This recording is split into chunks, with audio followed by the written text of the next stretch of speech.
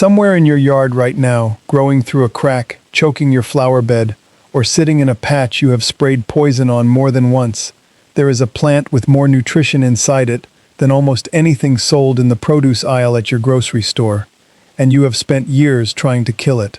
Think about that for a second. You buy spinach in a plastic clamshell for $4. You buy kale and force yourself to like it.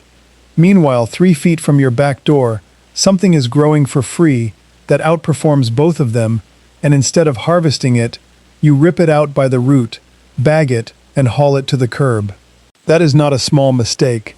Multiply that across every yard, every driveway crack, every untended lot in the country, and you start to understand the sheer scale of what is being thrown away every single week. Here is where it gets uncomfortable. This was not always the case. Go back far enough, and the plants we now spray, mow, and curse were once the plants that kept entire families alive through hard winters and harder years. Old herbalists dried them by the bundle.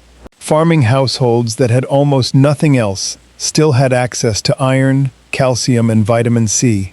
Not because they were wealthy, but because they knew how to look down instead of only looking at a garden bed. Ancient healers built entire practices around plants, exactly like the ones under your feet right now. Somewhere along the way, that knowledge got buried under lawn care commercials and weed killer advertisements, and an entire category of free, powerful nutrition simply vanished from public memory. So let's set the record straight right now, in plain terms.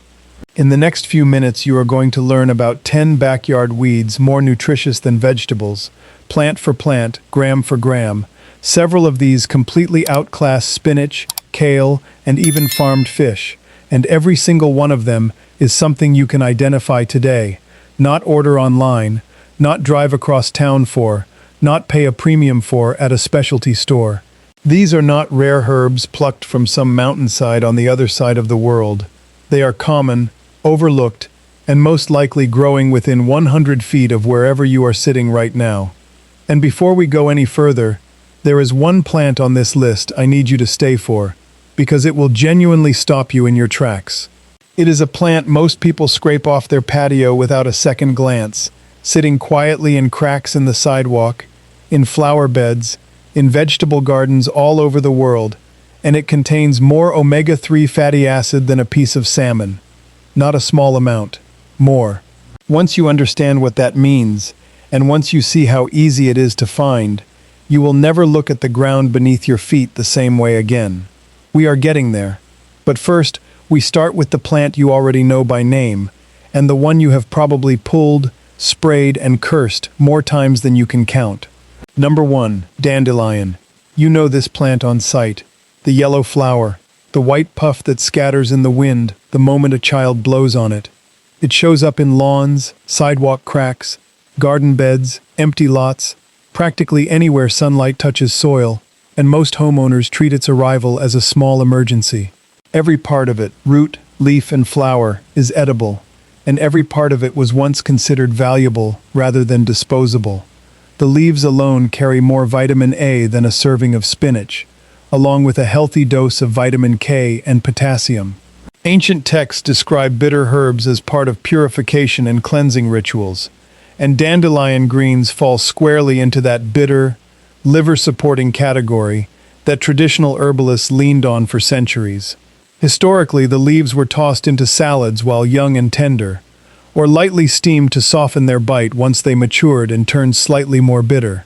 The root was scrubbed clean, dried, roasted, and ground down into a rich, dark brew that stood in for coffee long before instant coffee existed on any store shelf, a habit that stretched across entire generations of families who simply used what grew nearby.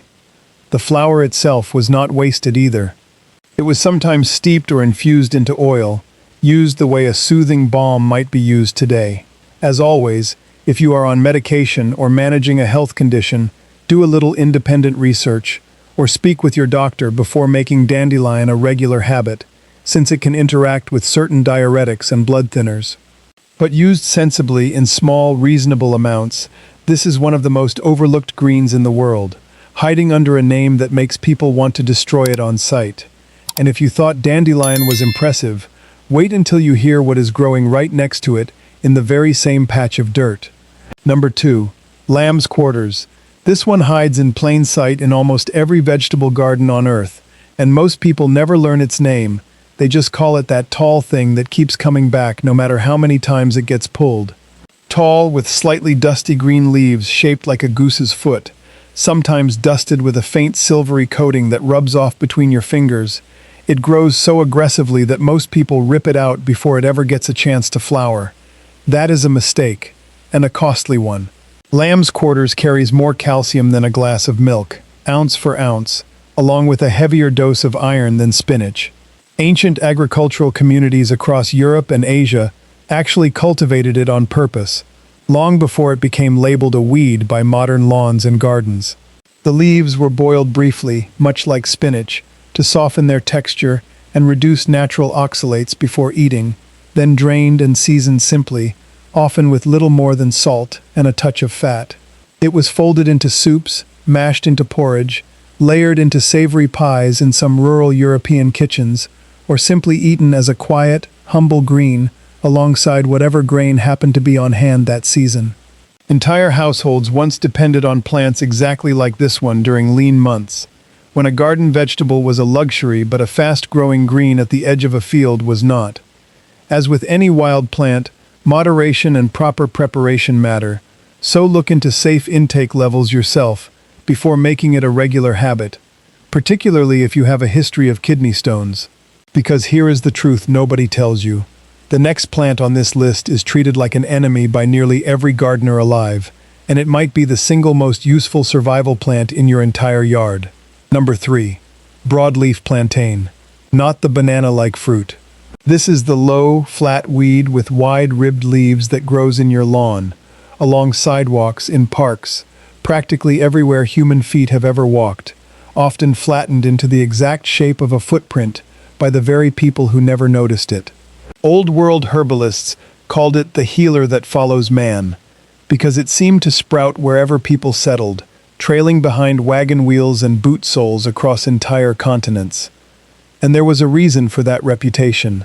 The leaves are rich in vitamin K, important for proper blood clotting, and they contain natural compounds historically applied directly to insect stings, minor scrapes, and irritated skin.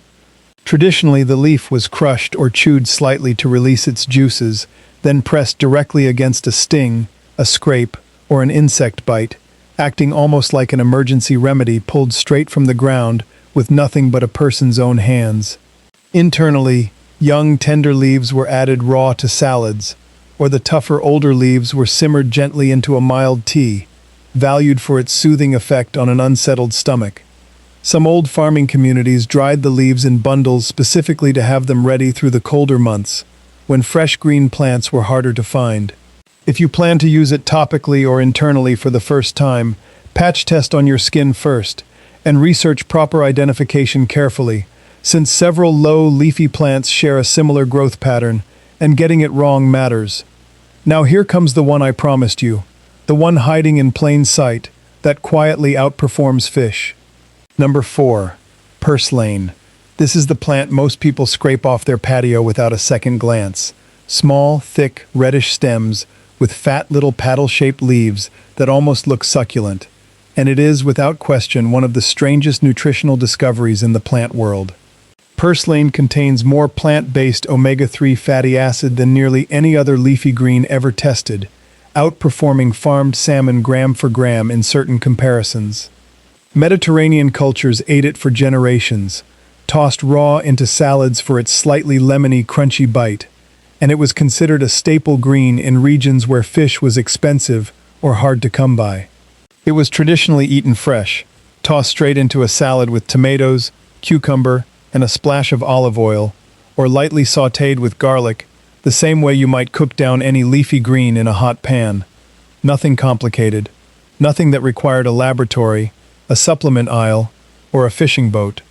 Just a plant that was already there, doing exactly what people needed it to do, generation after generation, in households that never once thought to buy fish oil in a bottle. As with every wild plant on this list, always confirm identification carefully before eating, since appearance can vary slightly depending on where it grows and what season it is. If that shocked you, brace yourself, because the next plant was once used to gently support the skin of infants, and it is probably crawling across your garden bed this very second. Number 5. Chickweed. Small, delicate, star-shaped white flowers with tender little leaves that carpet garden beds and shaded lawns in cooler months, often forming a soft green mat that most people mistake for grass until they kneel down and look closely. It looks almost too fragile to matter, and that is exactly why it gets pulled and forgotten. But chickweed carries a gentle nutritional profile rich in vitamin C and various minerals, and old herbal traditions used it topically for calming irritated or itchy skin, as well as internally as a mild, cooling green. It was traditionally eaten raw in small handfuls tossed through salads, giving a mild, slightly grassy freshness, or steeped gently as a calming tea in the evening. Some old herbal traditions also crushed the fresh leaves into a simple paste, applied directly to minor skin irritation for a cooling, quieting effect. Because it is delicate, it spoils quickly once picked, so it was always gathered and used fresh, the same day it left the ground, never stored or dried the way hardier plants could be. Always double-check plant identification before use, since a few visually similar plants exist in certain regions, and confusing one for another is a mistake worth avoiding entirely. If you are starting to notice a pattern here, you are exactly right. And if these forgotten backyard plants are opening your eyes the way I think they are, do me one favor before we continue. Tap that subscribe button right now, because we are about to walk straight into the plant history books once called the poor man's iron supply. Number 6. Stinging nettle. Yes, the one that bites you when you brush against it barefoot, leaving behind that sharp, prickling welt that makes you jump back and swear you will never go near it again. That sting comes from tiny hollow hairs on the leaves and stem, and it is exactly why so many people avoid this plant entirely, missing out on what may be the single most iron-dense green growing wild almost anywhere in the world. Ancient and medieval communities relied on nettle as a seasonal tonic, especially in early spring, when fresh food after a long winter was scarce and the body needed rebuilding. Here is the important part. Once nettle is cooked, dried, or steeped in hot water, the sting completely disappears, deactivated by heat, leaving behind nothing but a mild, earthy green that tastes somewhere between spinach and a light herbal tea. It was traditionally boiled into soup, steeped as a daily spring tonic tea, or dried in bundles and crumbled into stews and broths to carry a household through the entire cold season, when fresh, iron-rich food was hard to come by. In some regions, dried nettle was even ground down and blended into flour for bread. Always wear thick gloves when harvesting fresh nettle, and never eat it raw and unprocessed, since the sting is very real until it has been properly treated with heat or a thorough steep. Do your own research on proper preparation before trying it, since this is one plant on the list where the wrong handling genuinely matters. And speaking of plants that heal from the inside, the next one was once boiled specifically to calm an upset stomach, long before anyone had ever heard of an antacid. Number 7. Common mallow, sometimes called cheeseweed for its round, cheese wheel-shaped seed pods. It grows low and wide, with soft, rounded, slightly fuzzy leaves, often mistaken for an ordinary lawn weed, and mowed down without a thought, spreading quietly along fence lines and neglected garden borders where nobody bothers to look twice. But mallow contains a natural mucilage, a slippery, gel-like substance that historically coated and soothed irritated digestive tissue, similar in concept to how modern soothing fiber supplements work. Traditional Mediterranean and Middle Eastern households used mallow leaves in cooked greens and simple broths for centuries, valuing it as both food and gentle remedy in the very same bowl. The leaves were typically simmered briefly in broth to soften their texture and release that soothing gel, then folded into soups, stirred through grains, or eaten alongside simple bread. The small, round seed pods, the ones that gave the plant its cheeseweed nickname, were sometimes nibbled straight off the stem by children in the field, a snack that cost nothing and grew back within days. As always, if you have any existing digestive condition, research thoroughly or speak with a professional before adding a new wild plant to your diet, since every body responds a little differently. Now, the next item on this list has a nickname among wild food foragers, and that nickname is the grain that grows itself. Number 8. Wild amaranth, also known as pigweed. It grows tall, sometimes waist-high, with broad leaves and a distinctive reddish tint along the stem, often shooting up uninvited in vegetable gardens and untended lots, towering over neighboring plants until someone finally decides to chop it down. Ancient civilizations in Central America cultivated amaranth as a primary grain crop, prizing both its edible leaves and its small, protein-rich seeds. The leaves themselves carry a respectable amount of protein for a leafy green, along with iron and calcium, making the entire plant, top to bottom, worth harvesting rather than pulling. The leaves were traditionally boiled or steamed exactly like spinach, wilting down into a soft, mild green, while the tiny seeds, once fully dried on the stalk, were threshed by hand, ground into flour, or simply simmered whole like a fine grain, similar in texture to quinoa today. Entire communities once relied on this single plant for both their vegetable and their grain in the very same growing season, harvesting the leaves early and letting the seed heads mature later. As always, confirm proper identification before consuming any wild seed source, since preparation matters for both safety and digestion, and a few similar-looking plants exist in the same family. We are closing in on the end of this list now, but do not walk away yet, because two of the most surprising entries are still ahead, including a plant so sour it was once used to fight off a disease sailors feared more than the ocean itself. Number 9. Wood sorrel.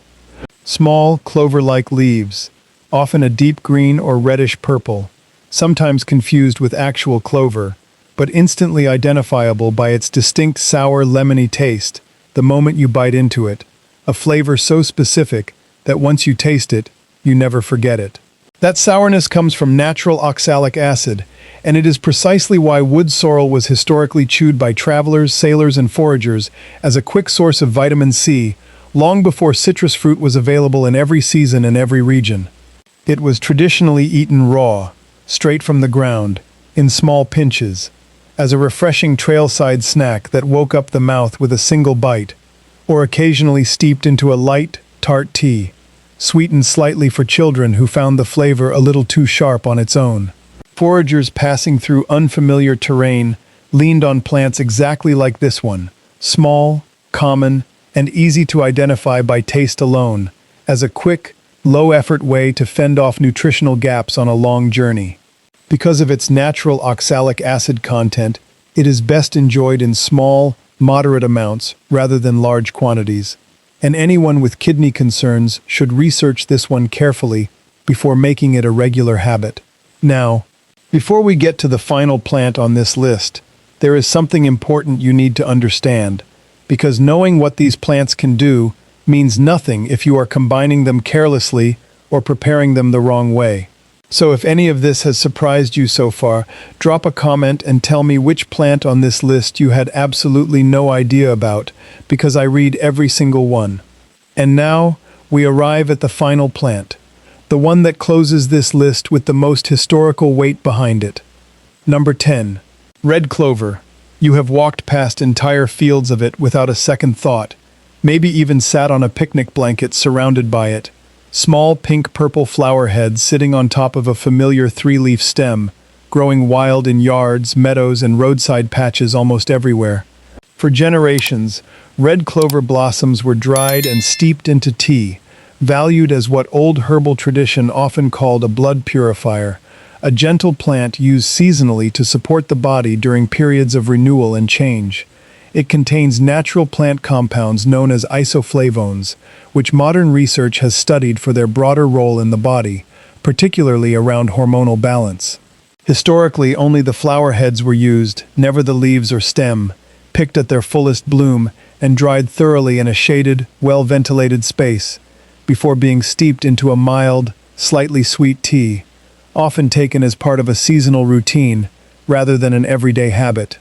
Some traditions combine the dried blossoms with other mild herbs to round out the flavor, drinking it slowly, almost ceremonially, as the seasons turned. As with every plant on this list, and especially one connected to hormonal activity, thorough independent research is essential before adding it to a regular routine, and anyone pregnant, nursing, or on hormone-related medication should speak with a doctor first. So here is where we land. 10 plants, growing in yards, cracks in sidewalks, forgotten garden beds, and untended lots, all dismissed as weeds, all fought against with sprays and mowers and sheer irritation, and all carrying a level of nutrition that rivals, and in several cases surpasses, the vegetables sitting in your grocery cart right now. Somewhere between generations, this knowledge quietly disappeared, buried under the assumption that anything free and unplanted must be worthless. It never was. But knowing these plants exist creates a brand new problem, because the moment you start harvesting more than one of them, questions start piling up fast. Which ones are safe to combine in the same meal? Which preparation methods destroy their nutrients instead of preserving them? And which of these plants can actually interact with each other, or with medication, in ways you would never expect just from reading a list like this one? That is exactly the problem I am solving for you next. To learn exactly how to properly identify, combine, and prepare wild backyard plants without destroying their potency or making a dangerous mistake, click on the video right here, 11 Backyard Weeds with Antibiotic-Like Power. Because some of what grows in your yard right now was fighting infection long before antibiotics ever existed.